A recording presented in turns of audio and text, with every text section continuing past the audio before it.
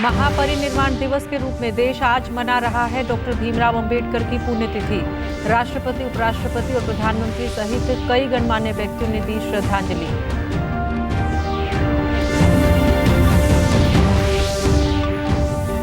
राज्यपाल बंडारू दत्तात्रेय ने आज नूंह में अनेक कार्यक्रमों में की शिरकत। कहा, डॉक्टर भीमराव अंबेडकर ने अपना संपूर्ण जीवन समाज के सामाजिक, आर्थिक एवं शैक्षणिक उत्थान के लिए किया समर्पित।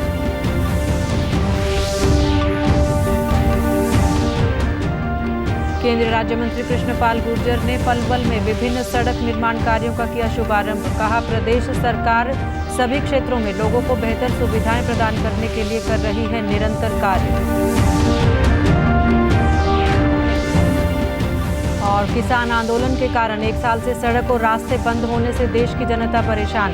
केंद्रीय कृषि राज्य मंत्री ने किसान यूनियन के नेताओं से किया घर वापसी का आग्रह। नमस्कार, मैं मंजू सिंधु और अब खबरें विस्तार से। संसद भवन परिसर में आज डॉक्टर भीमराव अंबेडकर की पुण्यतिथि पर उन्हें श्रद्धांजलि दी गई। राष्ट्रपति रामनाथ कोविंद, उपराष्ट्रपति वेंकैया नायडू और प्रधानमंत्री नरेंद्र मोदी सहित तमाम गणमान्य व्यक्तियों ने बाबा साहेब को पुष्पांजलि अर्पित की।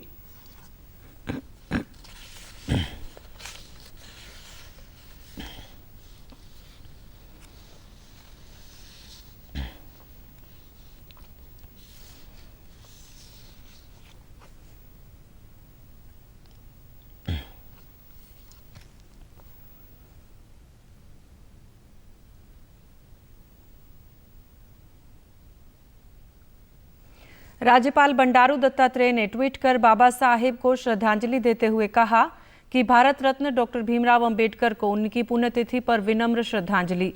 एक दूरदर्शी उत्कृष्टता डॉक्टर अंबेडकर ने हमें लक्ष्य, समानता, न्याय, बंधुत्व और स्वतंत्रता को साकार करने के लिए एक महान संविधान का उपहार दिया है। मुख्यमंत्री मनोहर लाल ने भी डॉक्टर भीमराव अंबेडकर को श्रद्धांजलि अर्पित करते हुए कहा कि भारतीय संविधान के प्रमुख शिल्पकार, वंचितों व शोषितों के उत्थान के लिए जीवन समर्पित करने वाले भारत रत्न डॉक्टर भीमराव अंबेडकर जी को उनकी पुण्यतिथि पर शत शत नमन। प्रदेश के राज्यपाल बंडारू दत्तात्रेय ने आज नूंह में अनेक कार्यक्रमों में शिरकत की। इस अवसर पर उन्होंने शहीद लेफ्टिनेंट किरण शेखावत राजकीय महिला महाविद्यालय सालाहेड़ी में डॉक्टर भीमराव अंबेडकर के महापरिनिर्वाण दिवस पर पुष्प अर्पित कर उन्हें नमन किया। राज्यपाल ने कहा कि डॉक्टर भीमराव अंबेडकर ने अपना संपूर्ण जीवन समाज के सामाजिक, आर्थिक एवं शैक्षणिक उत्थान के लिए समर्पित कर दिया। राज्यपाल ने प्राचीन नल्हेश्वर महादेव मंदिर में पूजा अर्चना की और मंदिर परिसर में हरियाणा राज्य ग्रामीण आजीविका मिशन की ओर से लगाई गई प्रदर्शनी का अवलोकन किया। इसके पश्चात उन्होंने कोटला झील का दौरा कर इसके विस्तारीकरण के लिए ग्रामीणों से बातचीत की। राज्यपाल ने कहा कि पूजा अर्चना करने से मन में अच्छे विचार उत्पन्न होते हैं। उन्होंने कहा कि प्रदर्शनी के माध्यम से लोगों को प्राचीन वस्तुओं के बारे में विस्तार से जानकारी मिलती है। इस मौके पर राज्यपाल ने रक्तदान शिविर का उद्घाटन कर रक्तदाताओं को बैज लगाकर प्रमाण पत्र प्रदान किए। बंडारू दत्तात्रेय ने कहा कि हरियाणा रेड क्रॉस सोसाइटी के सदस्यों की संख्या को बढ़ाकर विश्वविद्यालयों, एनसीसी और स्वयंसेवी संस्थाओं के साथ मिलकर इसे और अधिक मजबूत किया जाएगा। रक्तदान बहुत ही जरूरत है। हमने देखा जब कोविड आई है, कोविड की सिचुएशन में हमको रक्त का बहुत जरूरत है। रक्त कभी नहीं मिलता तो मर जाते थे, तो इसलिए रक्तदान देना हमारा धर्म समझकर आगे आना, ऐसा मैं आप सबको अपील करना चाहता हूँ। 2020 और 21 में जो रक्तदान जो करवाया गया, इसमें जो है शिविर जो है लगाकर 2,05,620 लोग रक्त इकाई का एकत्र किया है। केंद्रीय बिजली एवं भारी उद्योग राज्य मंत्री कृष्णपाल गुर्जर ने पलवल के गांव रूंधी में लगभग 2 करोड़ रुपए की लागत से विभिन्न सड़क निर्माण कार्यों का शुभारंभ किया। केंद्रीय राज्य मंत्री ने कहा कि गांव रूंधी से लाड़ियाका और रूंधी से बामनीखेड़ा तक इन सड़कों का निर्माण कार्य करवाया जाएगा। उन्होंने कहा कि प्रदेश सरकार निरंतर सभी क्षेत्रों में विकास कार्य कर रही है ताकि लोगों को बेहतर सुविधाएं मिल सकें।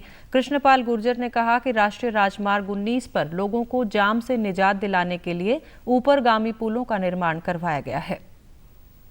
पलवल के चहुमुखी विकास में कोई कमी नहीं छोड़ी जाएगी। चारों तरफ से हम कनेक्टिविटी कर रहे हैं, गांवों की कनेक्टिविटी तो अच्छी कर रहे हैं, लेकिन जब तक जिले की कनेक्टिविटी दूसरे जिलों से अच्छी नहीं होगी तब तक विकास नहीं होगा।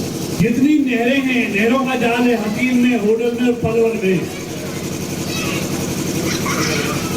जो गांव से गांव को जोड़ती नहरें जाती हैं, रास्ते कच्चे रास्ते हैं, लेकिन घूम के जाना पड़ता है। ऐसे दर्जनों नहीं 50 पुल और मंगला जी 20 पुल और अभी पास कराए, 20 पुल 2-2 करोड़ की लागत से। मतलब पिछले 30-40 साल में पुलिया नहीं बनी होंगी, हमने उन नहरों पर पुल बनाने का काम किया है। केंद्रीय राज्य मंत्री ने कहा कि पलवल में एलिवेटेड पुल का निर्माण कार्य पूरा होने से फरीदाबाद से पलवल तक का रास्ता और बेहतर हो जाएगा। उन्होंने कहा कि पलवल जिले में शहरी व ग्रामीण क्षेत्रों में सड़कों का निर्माण करवाने के लिए सरकार द्वारा पर्याप्त मात्रा में धनराशि उपलब्ध करवाई जा रही है। अभी ये हाईवे बन रहा है, पलवल एलिवेटेड हो रहा है, आपके सारे, अब यहाँ से आप मार्च के बाद फरीदाबाद जाओगे तो मैं आपको लिख के दे रहा हूँ 40 मिनट में आप रूबी से फरीदाबाद पहुंचोगे, ऐसा लिख के दे सकता हूँ 40 मिनट। अरे वैसे आपको जाते हुए सोचते थे आप फरीदाबाद जाएंगे, हर चौराहे पे जाम मिलेगा। अभी फरीदाबाद से पलवल आते 25 मिनट में आ जाते हैं, और इस दिन पलवल का एलिवेटेड 5 तक कंप्लीट हो जाएगा, उस दिन पलवल पूरा क्रॉस आधा घंटे में कर जाएंगे फरीदाबाद। केंद्र सरकार द्वारा तीनों कृषि कानूनों को वापस लेने के बाद केंद्रीय कृषि राज्य मंत्री कैलाश चौधरी ने किसान यूनियन के नेताओं से आग्रह किया है कि वे वापस अपने घरों को लौट जाएं। उन्होंने कहा कि देश की जनता परेशान हो रही है, 1 साल से सड़क और रास्ते बंद हैं। किसान यूनियन के नेताओं का कहना था कि कानून वापसी, घर वापसी। तो देश के प्रधानमंत्री माननीय नरेंद्र मोदी जी ने इतना बड़ा दिल करके और संसद के अंदर कानून पास हो गए, तो अब किसान यूनियन के नेताओं से मेरा आग्रह है कि वो घर लौटें, क्योंकि देश की जनता है वो परेशान हो रही है। 1 साल से सड़क और रास्ते बंद हैं, उसकी वजह से आवागमन में उनको परेशानी हो रही है। तो मुझे लगता है कि अब उनको ये निर्णय लेना चाहिए कि कानून वापस हो गए तो अब घर लौटें। कुछ किसान यूनियन के नेताओं ने, जैसा कि जानकारी मिली कि उन्होंने निर्णय लिया भी है, कुछ जल्दी मुझे लगता है कि रास्ता जल्दी इसका निकलेगा। आज डॉक्टर भीमराव अंबेडकर की 66वीं पुण्यतिथि पर हरियाणा विधानसभा परिसर में विधानसभा अध्यक्ष ज्ञानचंद गुप्ता ने उन्हें श्रद्धांजलि अर्पित की। इस अवसर पर विधानसभा अध्यक्ष ने कहा कि आज से ठीक 1 वर्ष पहले आज ही के दिन विधानसभा परिसर में डॉक्टर भीमराव अंबेडकर की प्रतिमा स्थापित की गई थी। उन्होंने कहा कि बाबा साहेब के द्वारा बनाए गए संविधान से हमें समरसता और भाईचारे का संदेश मिलता है। विधानसभा अध्यक्ष ने कहा कि महापरिनिर्वाण दिवस पर हमें संकल्प लेना चाहिए कि जहां हम अपने अधिकारों की बात करते हैं, वहीं हमें अपने देश और समाज के कर्तव्यों का भी सही ढंग से निर्वहन करना चाहिए। 1 वर्ष पहले हमने इस हरियाणा विधानसभा के इस प्रेमिसेस में डॉक्टर भीमराव अंबेडकर जी की प्रतिमा की स्थापना की थी। डॉक्टर भीमराव अंबेडकर जी का संदेश समरसता का संदेश, आपसी भाईचारे का संदेश और सबको मिलजुल कर रहने का संदेश, एक संकल्प लेना चाहिए कि हम अपने अधिकारों की जहां बात करते हैं उसके साथ साथ हमें अपने कर्तव्यों का भी, कि हमारा अपने समाज के प्रति क्या कर्तव्य है, हमारा अपने देश के प्रति क्या कर्तव्य है, इस कर्तव्य को भी हमें मूर्त रूप देने के लिए, उसका पालन करने के लिए हमें अपने आप को तैयार रखना चाहिए। विधानसभा अध्यक्ष ने कहा कि 17 तारीख से शुरू होने वाले हरियाणा विधानसभा के शीतकालीन सत्र की बिजनेस एडवाइजरी कमेटी की बैठक 16 तारीख को की जाएगी। उन्होंने कहा कि 1 दिन पहले बैठक में विधानसभा में होने वाले बिजनेस पर चर्चा की जाएगी।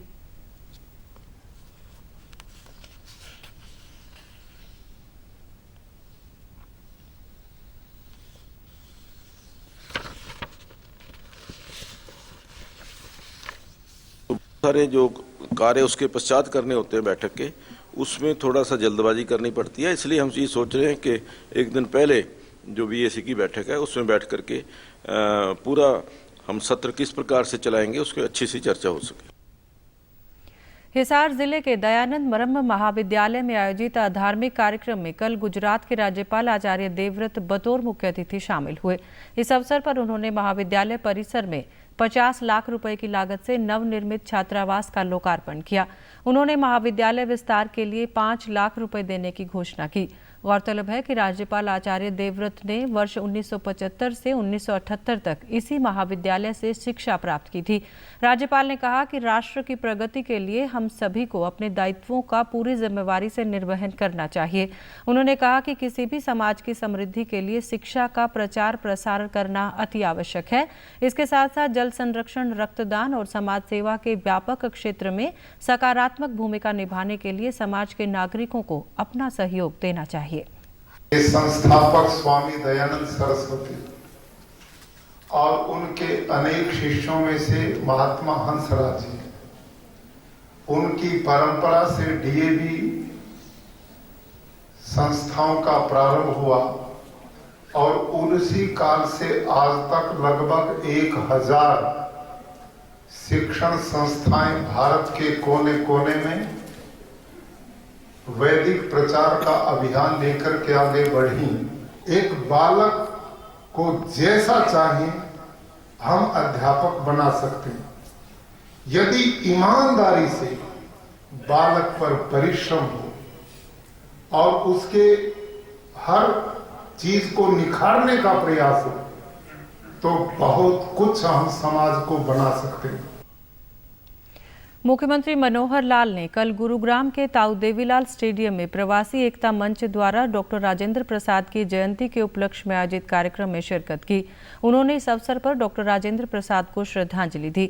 मुख्यमंत्री ने कहा कि आज़ादी के समय डॉक्टर राजेंद्र प्रसाद की भूमिका अत्यंत महत्वपूर्ण रही।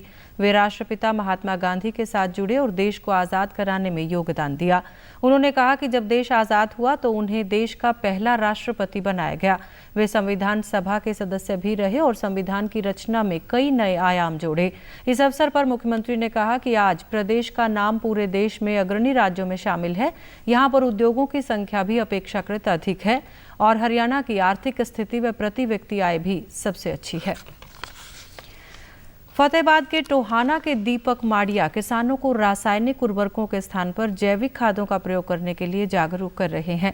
उन्होंने बताया कि रासायनिक खाद से तैयार उत्पाद मनुष्य के शरीर पर बुरा प्रभाव डालते हैं और कई बीमारियों का कारण बनते हैं, जबकि जैविक खाद हमारे स्वास्थ्य के साथ साथ फसलों और जमीन के लिए भी उपयोगी है। उन्होंने बताया कि जैविक खाद हवा, मिट्टी और वातावरण से नाइट्रोजन प्राप्त कर लेती है। अगर सभी किसान जैविक खादों का प्रयोग करें तो विदेशों से आयात की जाने वाली रासायनिक खाद की आवश्यकता ही नहीं पड़ेगी, क्योंकि ये जैविक खाद केवल पेड़ पौधों के अवशेषों आदि से तैयार की जाती है। ये ऑर्गेनिक का मैंने प्लांट लगाया है यहाँ पे मैन्युफैक्चरिंग का, जिसमें हम प्रोम और बायो फर्टिलाइजर्स काफ़ी मैन्युफैक्चर कर रहे हैं। जैसे बैक्टीरियल माइक्रोब्स होने चाहिए सॉइल में, जिससे एयर से भी और सॉइल से भी फिक्सेशन अपने आप कर लेती है बैक्टीरियाज। उससे जो सिंथेटिक फर्टिलाइजर्स है उसकी कमी ज़्यादा महसूस नहीं होती। 15 से 20% तक, 25% तक उसकी नाइट्रोजन ये एयर से और सॉइल से फिक्सेशन करके अपने आप बना लेते हैं। हाँ, ये किसानों के लिए है, जिससे काफ़ी आगे बाहर से हमें इंपोर्ट भी नहीं करना पड़ेगा फास्फोरस, अगर ये करने लग जाएं, और लोगों की सेहत से भी खिलवाड़ नहीं होगा, जो आज लोग दुनिया बीमार हो रही है। वहीं किसानों ने बताया कि फसलों और बागवानी के लिए जैविक खाद उनके लिए वरदान बनकर आई है। जब से उन्होंने इस खाद का प्रयोग शुरू किया है, उनकी खेती के उत्पादों की मांग काफी बढ़ गई है और बीमारियों से भी बचाव हो रहा है। हम पहले रासायनिक खाद प्रयोग करते थे और अब जैविक खाद अगर प्रयोग करने लग रहे हैं ना, थोड़ा सा उत्पादन में तो थोड़ा सा दिक्कत है, लेकिन स्वास्थ्य के लिए, वातावरण के लिए और आने वाली नस्ल और पीढ़ियों के लिए मैं तो कहूँ बहुत ही बढ़िया है ये। अंत में इस बुलेटिन के मुख्य समाचार एक बार फिर। महापरिनिर्वाण दिवस के रूप में देश आज मना रहा है डॉक्टर भीमराव अंबेडकर की पुण्यतिथि। राष्ट्रपति, उपराष्ट्रपति और प्रधानमंत्री सहित कई गणमान्य व्यक्तियों ने दी श्रद्धांजलि।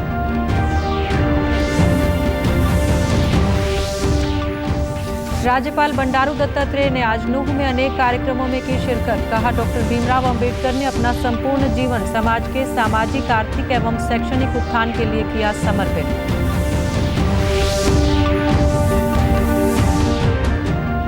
केंद्रीय राज्य मंत्री कृष्णपाल गुर्जर ने पलवल में विभिन्न सड़क निर्माण कार्यों का किया शुभारंभ। कहा, प्रदेश सरकार सभी क्षेत्रों में लोगों को बेहतर सुविधाएं प्रदान करने के लिए कर रही है निरंतर कार्य। और किसान आंदोलन के कारण 1 साल से सड़क और रास्ते बंद होने से देश की जनता परेशान। केंद्रीय कृषि राज्य मंत्री ने किसान यूनियन के नेताओं से किया घर वापसी का आग्रह। आप सभी दर्शकों से अपील है कि आप जब भी घर से बाहर निकलें तब मास्क जरूर पहनें, 2 गज की दूरी बनाए रखें और एक नियमित अंतराल पर अपने हाथ धोते रहें। और अगर आप पात्र हैं तो टीकाकरण जरूर करवाएं, तभी आप कोरोना महामारी से बच सकते हैं। आज के बुलेटिन में बस इतना ही। नमस्कार।